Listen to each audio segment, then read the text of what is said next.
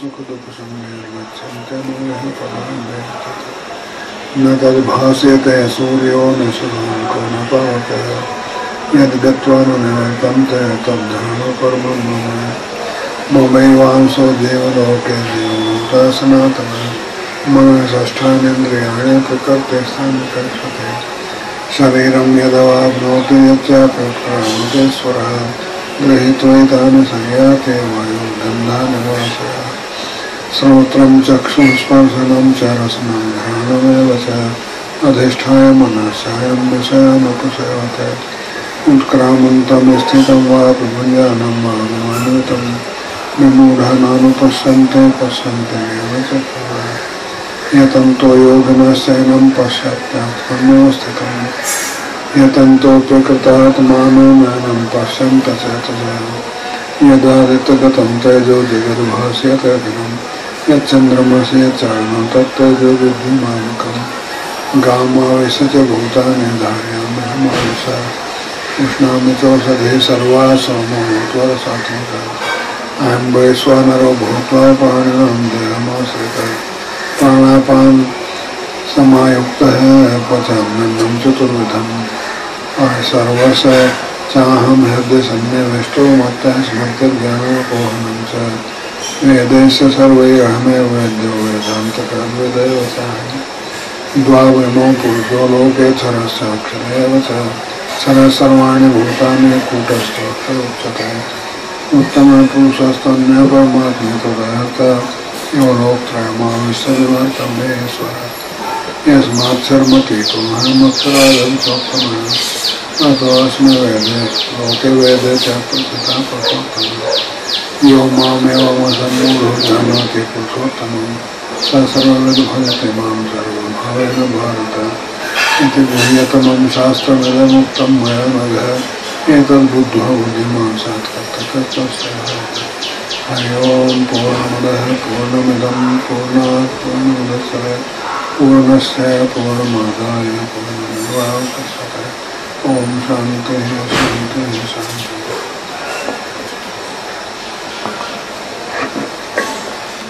इसमें बहुत से प्राणी जन्म लेते हैं और बहुत से प्राणी मृत्यु को प्राप्त हो जाते हैं। शरीर ग्रहण करना जन्म है और शरीर का त्याग होना मृत्यु कहलाता है। नदी की धारा की तरह से संसार की धारा चली आ रही है।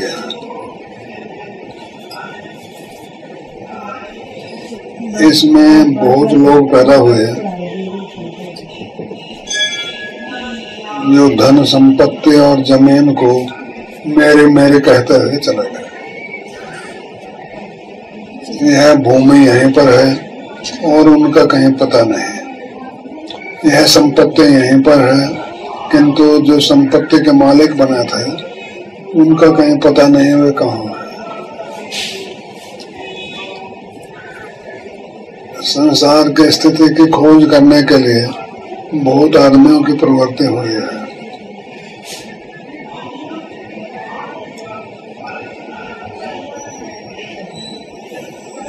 एक बाप के सामने बेटे की मृत्यु हो गई तो बाप को बड़ा भारी दुख हुआ। वह चिंता में पड़ गया। जो दिखाई देता था बोलता था वो कहाँ चला गया। शरीर को ही वह मानते थे किंतु 10-5 दिन रखने के बाद शरीर में सड़न पैदा हो गई और उस शरीर को या तो धरती में दबा करके या आग में जला करके उसी से पिंड छिपाया। उसे ज्यादा दिन रखा नहीं जा सकता था।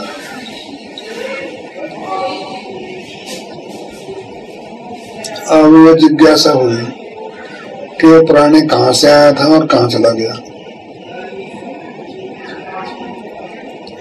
शरीर ही वह है या शरीर से भिन्न कुछ है। शरीर से भिन्न मालूम पड़ता है क्योंकि जिस समय वह शरीर में था उस समय शरीर श्वास लेता था, देखता था, सुनता था, लड़ता झगड़ता था, अपना पराया मानता था जमीन और संपत्ति पर अपना अधिकार जताता था। कुछ निकल गया शरीर में से, अब ये शरीर बेकार हो गया है, अब ये कुछ करता नहीं है, बोलता नहीं है, हंसता नहीं है, खेलता नहीं है, तो इसका मतलब है कुछ निकल गया। जो निकल गया है उसी में ज्ञान था, शरीर में ज्ञान नहीं है। यदि शरीर में ज्ञान होता तो उसके निकलने के बाद भी कुछ कहना, सुनना, कुछ करना धरना चाहिए था। ऐसा नहीं होता। इसका मतलब है कोई भीतर बैठा हुआ इस शरीर के हाथों पैरों को चलाता है, इस आंखों से देखता है, इन कानों से सुनता है और इसके हाथ पैरों को चलाता है। वह जब शरीर में से निकल गया तो ये सारा शरीर बेकार हो गया। इस स्थिति को देख करके कुछ लोगों को बहुत भारी चिंता पैदा हुई। उन्होंने ढूंढना शुरू कर दिया कि इस शरीर में कौन था वह जो देखता, सुनता था, कहता था, अब वो नहीं रहा। बहुत खोज की, ढूंढा। जब बाहर के पदार्थों की ढूंढ मचाई तो कहीं कुछ पता नहीं चल पाया। फिर अंतर्मुख हुए, मन को अपने आत्मा की तरफ मोड़ा, तो आत्मा की तरफ मन को मोड़ने के बाद में उन्हें पता चला। उन्होंने देखा शरीर के अंदर कोई चेतन तत्व है। वो चेतन तत्व जब तक शरीर में रहता है तब तक शरीर हरा भरा रहता है, शरीर जिंदा रहता है। जब चेतन तत्व बाहर निकल जाता है तो शरीर मृतक हो जाता है और 1 सप्ताह में ही वह गल सड़ जाता है, मिट्टी हो जाती है। चाहे कोई कब्र में दबाए, चाहे कोई आग में जलाए, अंत में ये मिट्टी में ही मिल जाती है।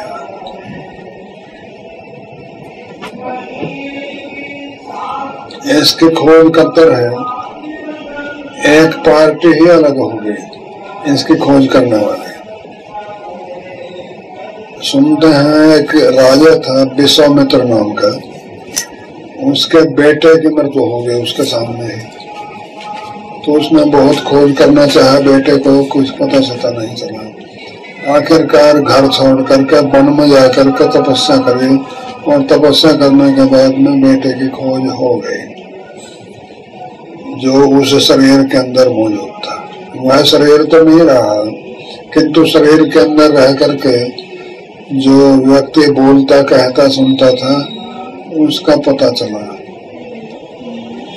तो उसे जीवात्मा नाम दिया।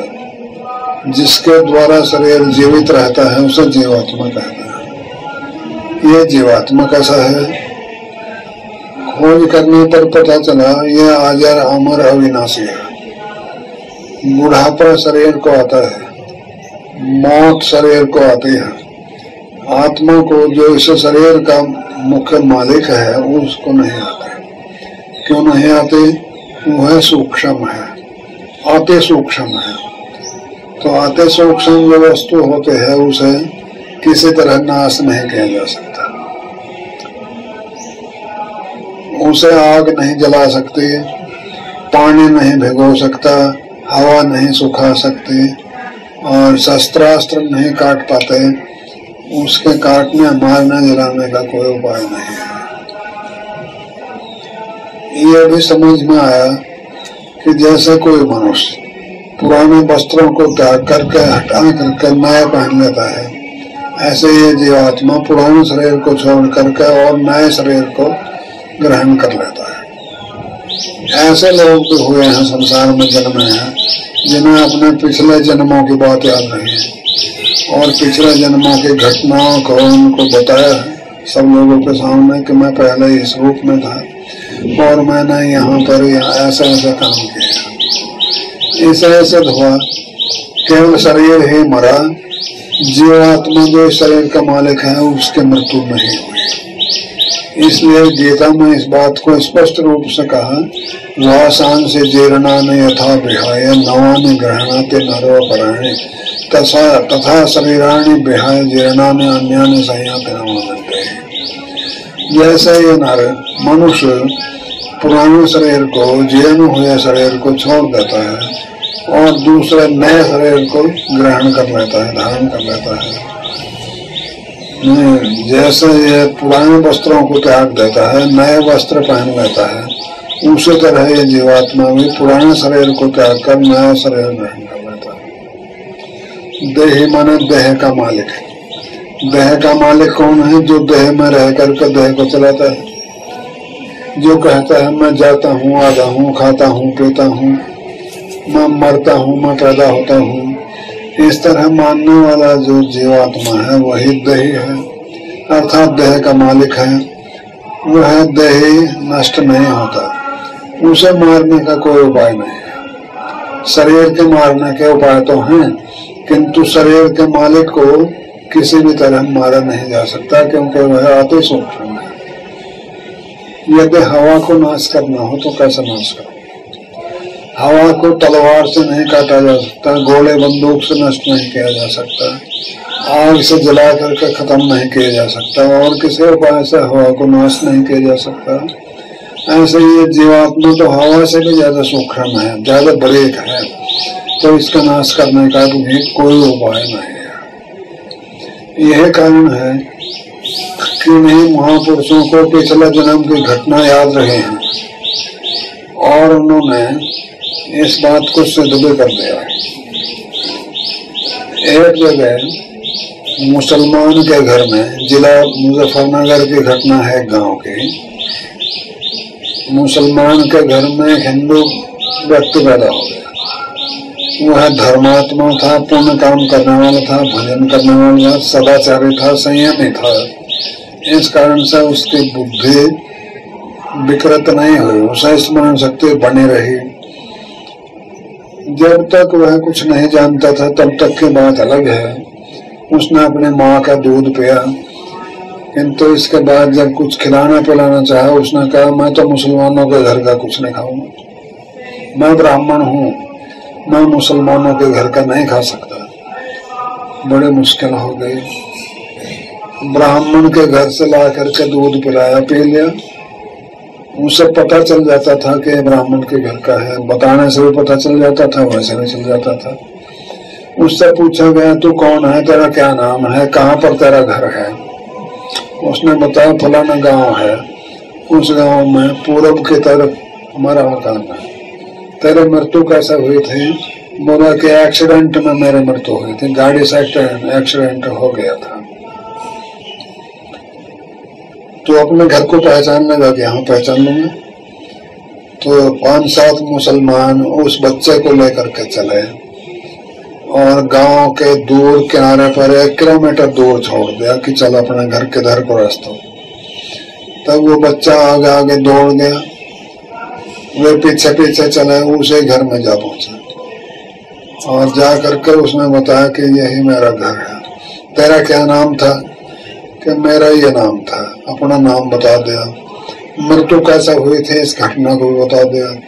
घर वालों से पूछा तुम्हारे घर में इस नाम का कोई आदमी था क्या, एक्सीडेंट में उसकी मृत्यु हुई थी क्या? तो उन्होंने बताया कि हाँ ऐसा था, हमारा बाबा था इस तरह का, एक्सीडेंट में ही उसकी मृत्यु हुई थी। तो वहां पर खाना पीना ले लिया और बहुत सी बात जो घटित हुई थी वह हमें बताई। कई आदमी इकट्ठे हो गए गांव के। उन लोगों ने कहा कि हम जो पूछें उसका जवाब दे। तुम्हारे जो बड़े लड़के की बारात गई थी उसमें क्या कोई घटना घटी थी? तो उस बच्चे ने जवाब दिया हाँ मेरा लड़का जो था इस नाम का ये है अभी, इसके जो बारात गई थी वहां पर झगड़ा हो गया था। एक बराती ने शराब पी करके वहां पर उस गांव में एक लड़की को छेड़ दिया था। वो लड़के रोते हुए अपने घर गए और उसके घर वाले लठ ले करके वहां पहुंचे। बरातियों के साथ मारपीट करने लगे और कहने लगे कि हम शादी नहीं करेंगे, लड़के को नहीं भेजेंगे, हम तो दूसरी जगह शादी करेंगे।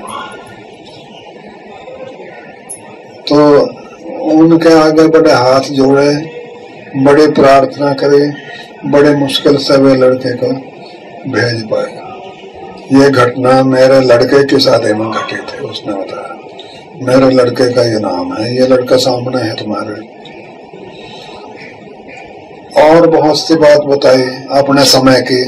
उसने कहा एक बात मैं और बताऊं, हमारा जो रसोई का चूल्हा है, इस चूल्हे के पीछे मैंने एक लोटे में रख करके पीतल के में 100 रुपए चांदी के दबाए थे, रात में आधी रात। पहले बैंक वैंक नहीं था, ये तो अभी सिस्टम हुआ है। पहले ऐसे घर में ही लोग रुपए दबाते थे, जेवर को दबा कर रखता था। इसलिए बदमाश जब आते थे चोरी करने, डकैती डालने, वो पूछते थे कि बता कहाँ है जेवर, कहाँ है रुपया। जब उसे दिखता था ये मार देंगे, छुरा दे देंगे पेट में, तब वो बता देता था, वो निकल आता था। तो कहता है बच्चा कि मैंने 100 रुपए चांदी के एक लोटे के अंदर भर करके एक छोटे से पाले ढक करके इस चूल्हे के पीछे गड्ढा करके दबाए थे। मैंने आधी रात उठ करके दबाए थे, किसी को और को पता नहीं, मुझे ही पता है, खोद के देखो।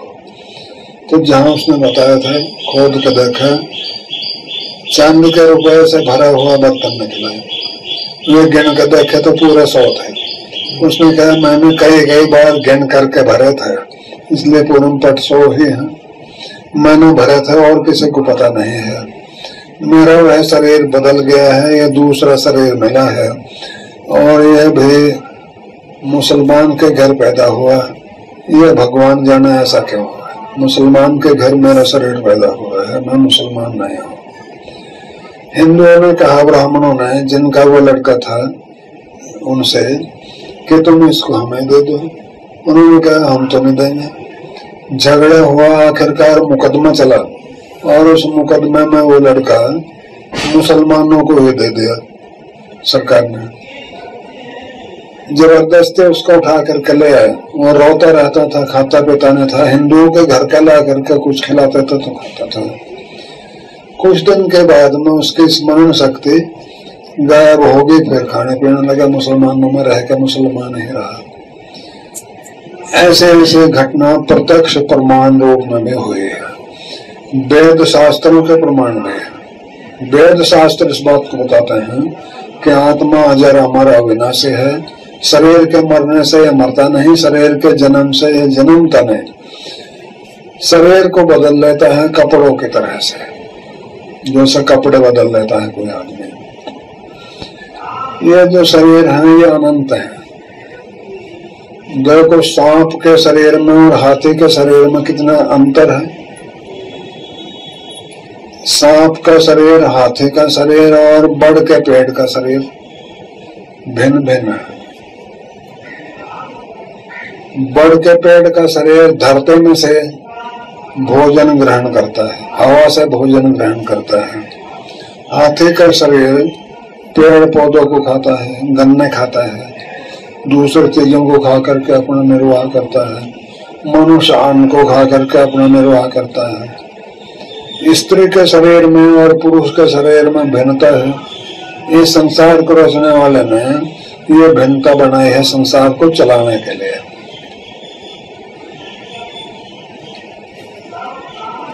हम महाभारत पढ़ रहे थे, एक बार की घटना सुनने को मिली, पढ़ने को मिली। एक राजा हुआ है सूर्यवंशी अयोध्या का, उसका नाम हुआ है मानधाता। तो मानधाता जो थे उनका कोई संतान नहीं थे। 3 रानियां थी, तीनों में से किसी को भी बच्चा नहीं हुआ। वो दुखी होकर के तपस्या करने के लिए वन में चले गए। अब यही शरीर छोड़ूंगा, वन में ही तपस्या करते करते रात दिन गायत्री जप करते थे, गंगा स्नान करते थे। कई साल बीत गए। इसके बाद ऐसा हुआ कि बड़ी रानी को गर्भ रह गया। जब बड़ी रानी को गर्भ रह गया तो दोनों रानियों ने सोचा ये तो बड़े गजब की बात है, इसका लड़का हो जाएगा, वो राजा बनेगा, ये राजमाता हो जाएगी, हम वैसे रह जाएंगे, हमें कोई नहीं पूछेगा।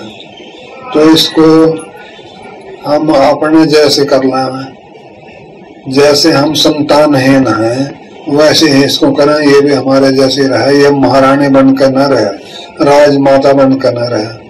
उन्होंने उस रानी को विष दे दिया, किंतु भगवान की ऐसी माया हुई कि विष को खा करके वह मरा नहीं। भगवान की इच्छा से वह बस विष इकट्ठा होकर के उसके मुट्ठी में आ गया। मुट्ठी भेजे हुए ही उस बच्चे का जन्म हुआ। उस प्रभावशाली राजा के जन्म काल में स्वर्ग लोक से देवता लोग में पधारे, ऋषि महर्षि बहुत आ गए। तो किसी ने पूछा कि ये किसका दूध पिएगा? राजा के पेट से पैदा हुआ था, ये किसका दूध पिएगा? तो इंद्र ने कहा कि मेरा पिएगा। माम धाता, मैं इसको धारण करूंगा, मैं इसका पालन करूंगा। तो उसने अपनी उंगली उस बच्चे के मुंह में दे दी और उसके संकल्प से दूध पैदा हो गया। उस उंगली को पे करके वो तृप्त हो गया। इसी तरह की व्यवस्था आगे के लिए भी करें। मां का गर्भ नहीं था, ये स्त्री के शरीर में होता है। ऐसी रचना स्त्री के शरीर में है जो बच्चे को पालन पोषण कर सके, जन्म दे सके। पुरुष के शरीर में नहीं बनाया है, पुरुष के शरीर में और व्यवस्था है। इससे देख करके मालूम पड़ता है कि जिसने इस दुनिया को बनाया है वो हमारे से बहुत ज्यादा समझदार था। कई लोग कहते हैं कि भगवान में अकल नहीं, उसने ऐसा कर दिया। क्या कर दिया कि बाप के जिंदा रहते बेटे को मार दिया, तो ये बेअकली की बात है ना। इसमें भी कोई कारण होगा, लोगों ने कारण भी खोज लिया किस कारण से उसकी मृत्यु हुई। वो इतना ही अन्न लेकर के संसार में जन्मा था, इसलिए उसकी मृत्यु हो जाती है। वहां का भोग उतना ही था, इसके बाद मरना था। जाति, आयु और भोग पिछले जन्म के कर्म के अनुसार होते हैं, या पिछले कर्म क्षीण होते हैं तो मृत्यु हो जाते हैं। बहुत से लोगों ने मृत्यु की खोज की और ढूंढा भी, पाया भी। ये व्यक्ति कहाँ था पहले, कैसे इसका मरण हुआ और कैसे इसका जन्म हुआ, ऐसा समय समय पर हुआ है। तपस्या कर करके, समाधि लगा लगा करके लोगों ने खोज किया। सबने यही पाया कि जीवात्मा जो शरीर का मालिक है, जिसके रहने से शरीर फलता फूलता बढ़ता है, वह अविनाशी है। उसका नाश नहीं किया जा सकता, उसे काटा जलाया नहीं जा सकता। शरीर को ही काटा जलाया जा सकता है, शरीर को ही मारा जा सकता है। शरीर के मरने से वह निकल जाता है और फिर और कहीं जन्म लेता है। ऐसा लोगों ने खोज किया। इस तरह से संसार अनंत काल से चला आ रहा है। लोग पिछले शरीरों को त्याग देते हैं, दूसरा नया और मिल जाता है। कर्म के हिसाब से कोई मनुष्य का शरीर ग्रहण करता है, कोई पशु का शरीर ग्रहण करता है, कोई स्त्री का, कोई पुरुष का। जीवात्मा न पुरुष है, न स्त्री है, न पशु है, न पक्षी है। जिस शरीर में जीव आत्मा चला जाता है वह शरीर ही बढ़ता है, हरा भरा हो जाता है। और जब शरीर मरता है तो फिर जीवात्मा भी उससे निकल जाता है। ऐसा संसार चल रहा है। गीता की चर्चा हम कर रहे थे 15वें अध्याय के। वहां संसार को पेड़ बताया, पीपल के पेड़ की तरह से। अश्वत्थ कहते हैं संस्कृत में पेड़ को, पीपल के पेड़ को, जिसके पत्तों का ये पता नहीं कि आज हैं कल रहेंगे या नहीं रहेंगे। संसार पीपल के पेड़ के समान है। पीपल के पेड़ के पत्ते गिर जाते हैं और नए आ जाते हैं, अगले साल आता है। तो ऊर्ध्वम मूलम मध्य शाखम अश्वत्थम पराहुरभ्यम, ऊपर की तरफ जड़ वाला और नीचे की तरफ को शाखा वाला, ये पीपल का पेड़ बताया गया है विद्वानों के द्वारा जो संसार है। परंतु यह अविनाशी है। ये पीपल का पेड़ रूपी संसार अविनाशी है, इसका नाश नहीं होता। इसके पत्ते आते रहते हैं, सूखते रहते हैं और गिरते रहते हैं। ऐसे ही इस पीपल के पेड़ रूपी संसार के पत्ते, ये शरीर गिरते रहते हैं और उत्पन्न होते रहते हैं। इसे विद्वान लोग अविनाशी कहते हैं। ऐसा अव्ययम प्राहु, अविनाशी प्राहु कहते हैं कि यह नाशवान नहीं है। नाशवान क्यों नहीं है? धारा चलती रहती है, जन्म होते रहते हैं, मरण होते रहते हैं, इनकी धारा चलते रहते हैं। छंद जो वेद है वो इसके पत्ते हैं, उनसे ही है हरा भरा रहता है। उसे जो जानते हैं वो संसार के स्वरूप को जानता है, दूसरा नहीं जानता। बस इतना ही चर्चा है।